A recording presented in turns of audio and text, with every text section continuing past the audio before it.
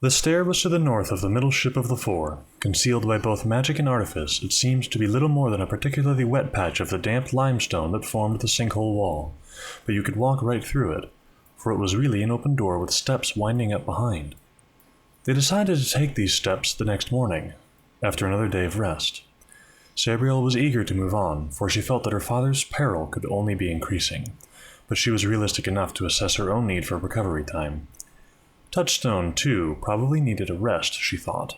She had tried to coax more information out of him while they had searched for the steps, but he was clearly reluctant to even open his mouth, and when he did, Sabriel found his humble apologies ever more irritating. After the door was found, she gave up altogether, and sat in the grass near the spring, reading her father's books on charter magic. The Book of the Dead stayed wrapped in oilskin. Even then, she felt its presence brooding in her pack. Touchstone stayed at the opposite end of the ship, near the bow, performing a series of fencing exercises with his twin swords, and some stretches and minor acrobatics. Mogget watched him from the undergrowth, green eyes glittering, as if intent on a mouse. Lunch was a culinary and conversational failure. Dried beef strips, garnished with watercress from the fringes of the spring, and monosyllabic responses from Touchstone. He even went back to Milady, despite Sabriel's repeated requests to use her name. Mogget didn't help by calling her Aborson.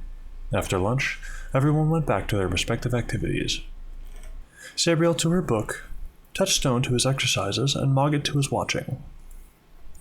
Dinner was not something anyone had looked forward to. Sabriel tried talking to Mogget, but he seemed to be infected with Touchstone's reticence, though not with his servility. As soon as they'd eaten, everyone left the raked-together coals of the campfire. Touchstone to the west, Mogget north, and Sabriel east, and went to sleep on as comfortable a stretch of ground as could be discovered. Sabriel woke once in the night. Without getting up, she saw that the fire had been rekindled, and Touchstone sat beside it, staring into the flames, his eyes reflecting the capering gold-red light. His face looked drawn, almost ill. "Are you all right?" Sabriel asked quietly, propping herself up on one elbow. Touchstone started, rocked back on his heels, and almost fell over. For once, he didn't sound like a sulky servant. "Not really. I remember what I would not, and forget what I should not. Forgive me." Sabriel didn't answer. He had spoken the last two words to the fire, not to her. "Please, go back to sleep, milady," Touchstone continued, sliding back to his servile role. "I will wake you in the morning." Sabriel opened her mouth to say something scathing about the arrogance of pretended humility, and shut it, and subsided back under her blanket. Just concentrate on rescuing father, she told herself. That is the one important thing. Rescue Aborson. Don't worry about Touchstone's problems or Mogget's curious nature. Rescue Aborson. Rescue Aborson. Rescue Aborson. Rescue. "Wake up!" Mogget said, right in her ear. She rolled over, ignoring him, but he leapt across her head and repeated it in her other ear. "Wake up!" "I'm awake," grumbled Sabriel. She sat up with the blanket wrapped around her, feeling the pre-dawn chill on her face and hands.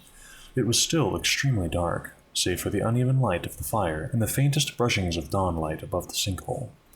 Touchstone was already making the porridge. He'd also washed and shaved, using a dagger from the looks of the nicks and cuts on his chin and neck. "Good morning," he said. "This will be ready in 5 minutes, milady." Sabriel groaned at that word again. Feeling like a shambling, blanket-shrouded excuse for a human being, she picked up her shirt and trousers and staggered off to find a suitable bush en route to the spring. The icy water of the spring completed the waking-up process without kindness. Sabriel exposing herself to it and the marginally warmer air for no more than the 10 seconds it took to shed undershirt, wash, and get dressed again. Clean, awake, and clothed, she returned to the campfire and ate her share of the porridge. Then Touchstone ate, while Sabriel buckled on armor, sword, and bells. Mogget lay near the fire, warming his white-furred belly. Not for the first time, Sabriel wondered if he needed to eat at all. He obviously liked food, but he seemed to eat for amusement rather than sustenance. Touchstone continued being a servant after breakfast, cleaning pot and spoon, quenching the fire, and putting everything away. But when he was about to swing the pack on his back, Sabriel stopped him. "No, Touchstone. It's my pack. I'll carry it. Thank you." He hesitated, then passed it to her and would have helped her put it on, but she had her arms through the straps and the pack swung on before he could take the weight. Half an hour, perhaps a third of the way up the narrow stone-carved stair, Sabriel regretted her decision to take the pack. She still wasn't totally recovered from the paperwing crash, and the stair was very steep and so narrow that she had difficulty negotiating the spiraling turns. The pack always seemed to jam against the outside or inside wall, no matter which way she turned. "Perhaps we should take it in turns to carry the pack," she said reluctantly, when they stopped at a sort of alcove to catch their breath. Touchstone, who had been leading, nodded and came back down a few steps to take the pack. "I'll lead, then," Sabriel added, flexing her pack and shoulders, shuddering slightly at the pack-induced layer of sweat on her back, greasy underarmor, tunic, shirt, and undershirt. She picked up her candle from the bench and stepped up. "No," said Touchstone, stepping in her way. "There are guards and guardians on this stair. I know the words and signs to pass them. You are the Aborson, so they might let you pass, but I'm not sure." "Your memory must be coming back," Sabriel commented, slightly peeved at being thwarted. "Tell me, is this stair the one you mentioned when you said the Queen was ambushed?" "No," Touchstone replied flatly. He hesitated, then added, "That stair was in Belisaire." With that, he turned and continued up the stairs. Sabriel followed, Mogget at her heels.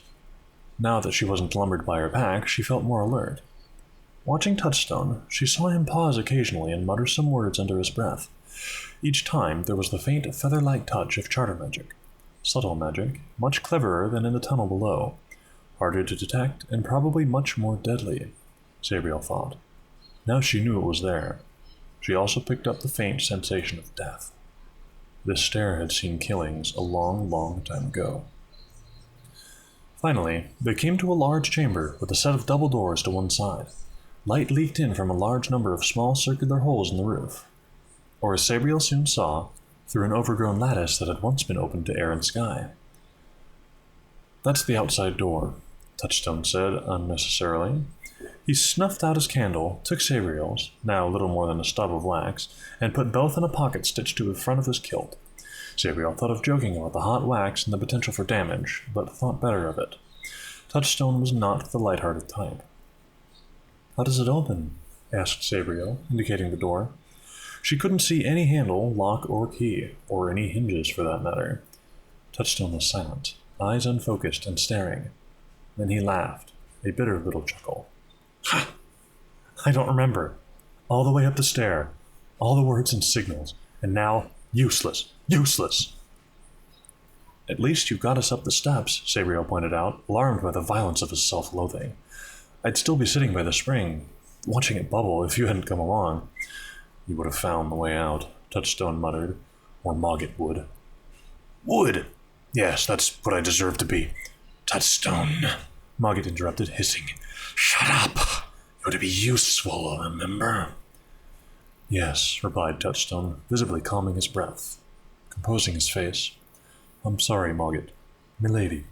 "Please, just Sabriel," she said tiredly. "I've only just left school. I'm only 18. Calling me Milady seems ridiculous." "Sabriel," Touchstone said tentatively. "I will try to remember. Milady is a habit. It reminds me of my place in the world. It's easier for me—" "I don't care what's easier for you," Sabriel snapped. "Don't call me Milady and stop acting like a half-wit. Just be yourself. Behave normally. I don't need a valet. I need someone useful. I need a friend."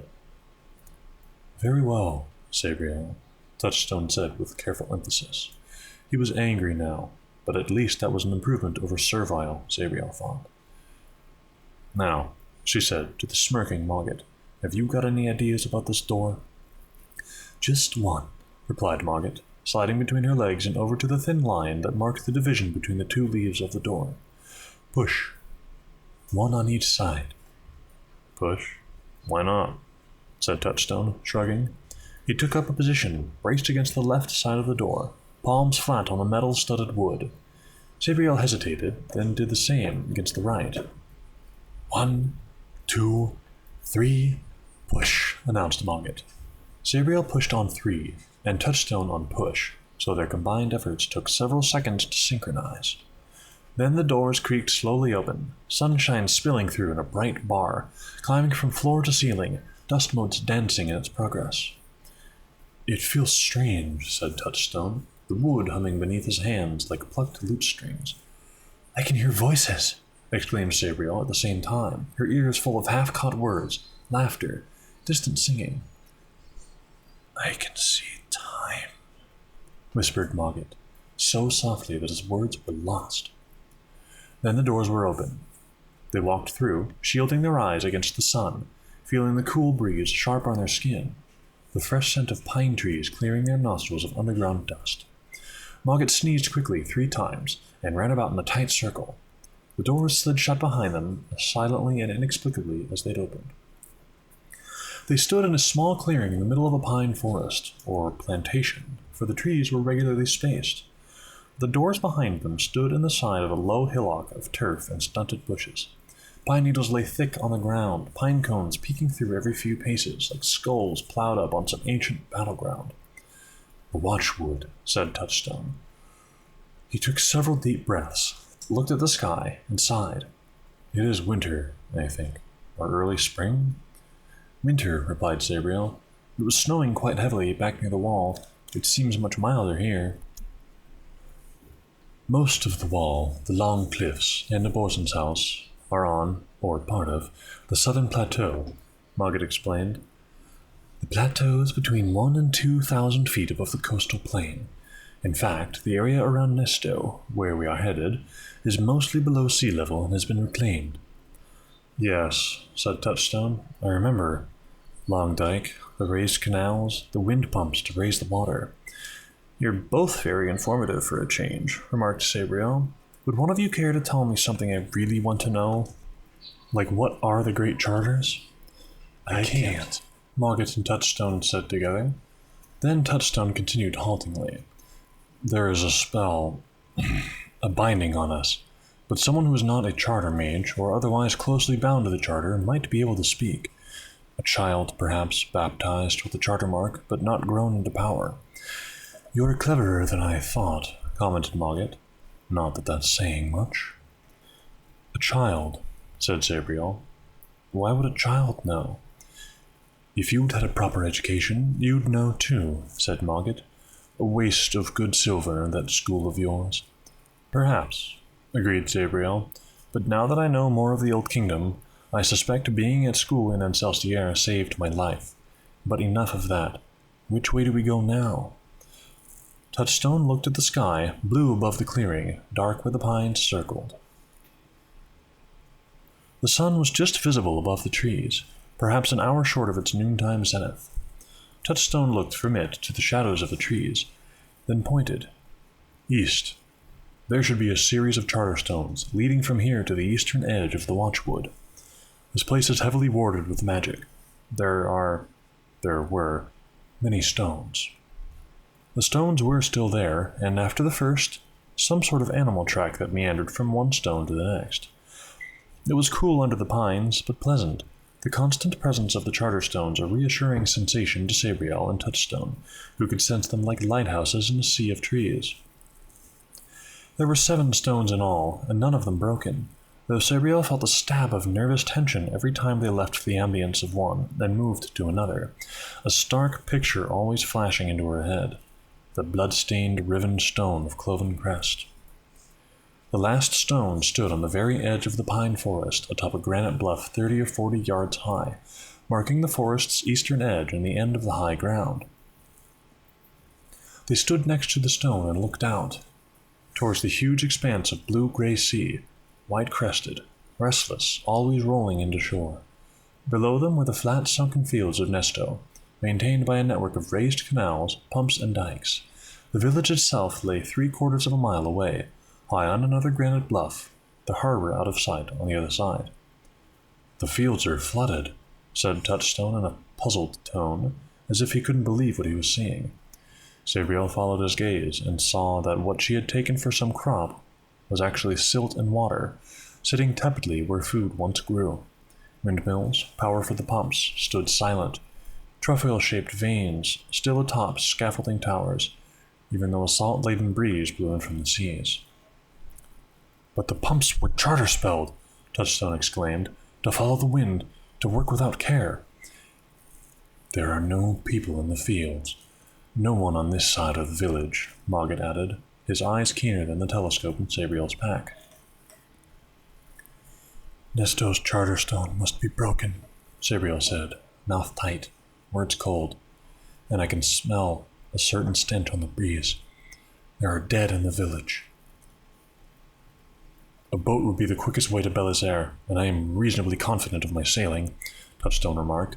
"But if the dead are there, shouldn't we—" "We'll go down and get a boat," Sabriel announced firmly, "while the sun is high.